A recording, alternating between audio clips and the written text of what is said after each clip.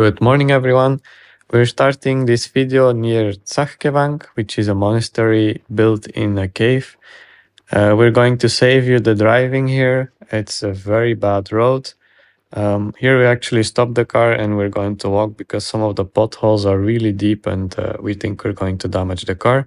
So we're just going to leave the car here and we're going to walk the last part. So this monastery is not so far from Yerevan. It's like 1 hour driving, but the last part of the road, it's like this. It's very bad, a lot of potholes, there is no asphalt. So if you have a low car, it's going to be a struggle to get here. However, you can walk this part still because this one is really too bad. It's probably like only 10 minutes anyway.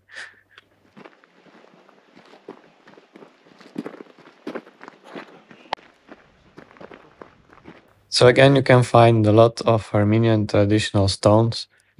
There's a small souvenir store here as well. And then you have to hike up to the monastery.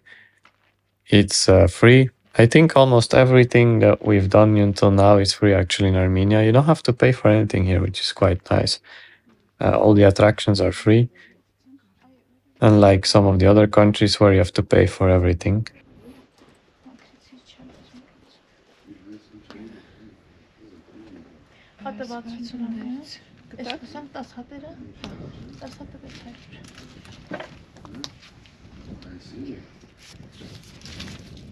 We also decided to buy some candles. They are about 500 drams for 10, I think, which is like €1.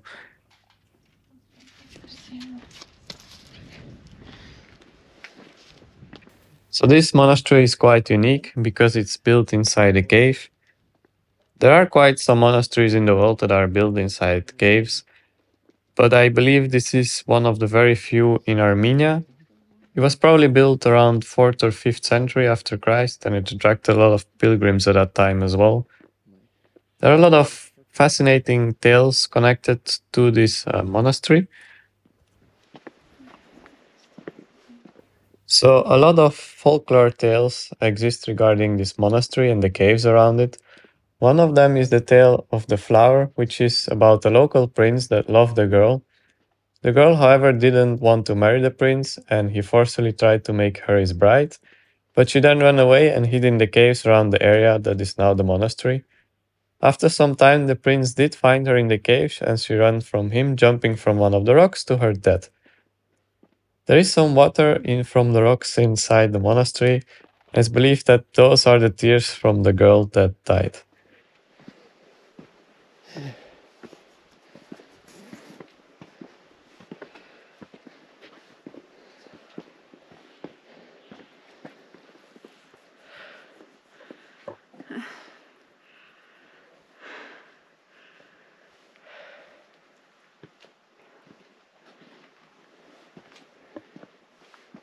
Another story is about Saint Barbara, which is another girl that hid in the caves because of her father that didn't approve her Christian faith. So at some point Armenia wasn't Christian, of course. The religion was introduced in the year 301. So at that point she was captured and tortured because of her faith. So she was praying here for the sick people before she died. A lot of people come here for pilgrimage. Before the road didn't exist, so you had to walk all the way down up to the mountain and then up here to reach the caves. Of course, it's a little bit easier now. A lot of people come here to pray or with wishes regarding health or children, and some of them they are granted. You have a beautiful view from here as well, as it's high up in the mountains. And then the monastery, as you can see, is constructed inside a cave.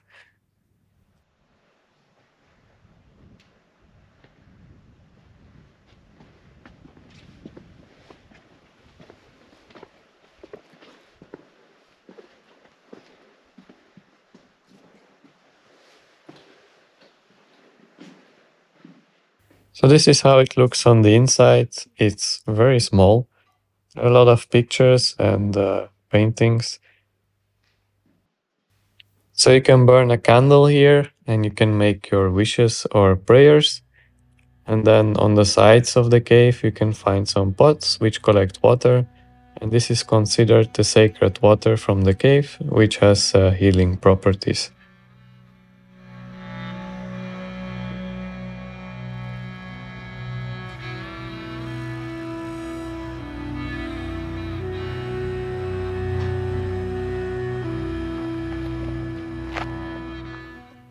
Other than the monastery, you can still walk around. There are some other caves further.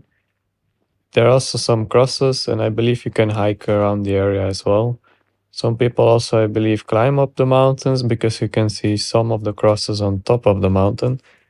Obviously, we're not gonna do that today, but it's possible.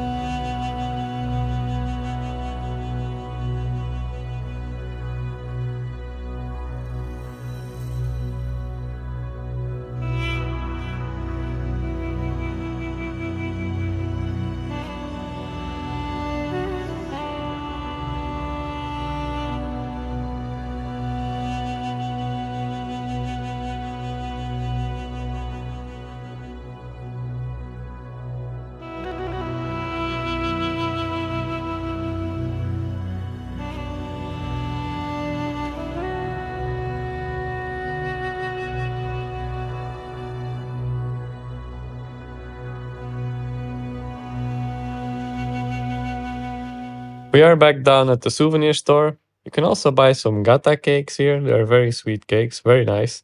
They also have some souvenirs, some bracelets, magnets, lollipops, strangely enough, for the children, and of course, candles.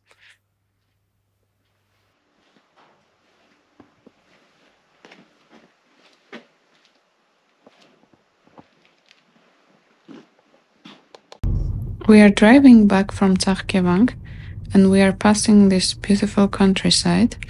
I think we will try to drone and see what it looks like from above.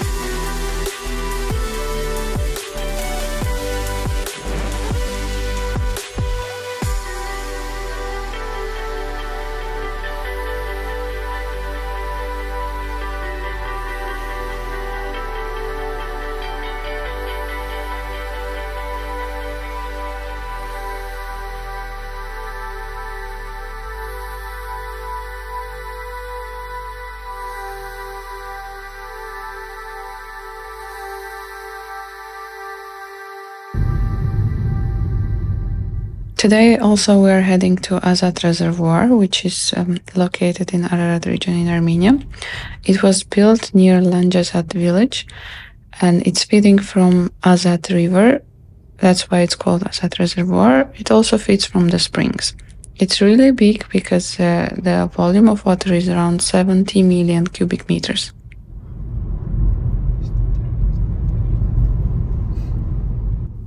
To reach the reservoir, we have to pass through a lot of villages, but I'm quite sure the result is going to be worth it. It's one of the most underrated tourist attractions in Armenia, and it's the Grand Canyon of Armenia. It's really beautiful. The lake, the reservoir, it's very beautiful because it's surrounded by a range of mountains, Yeranos mountains, and the colors of the mountains are also very beautiful and very unique.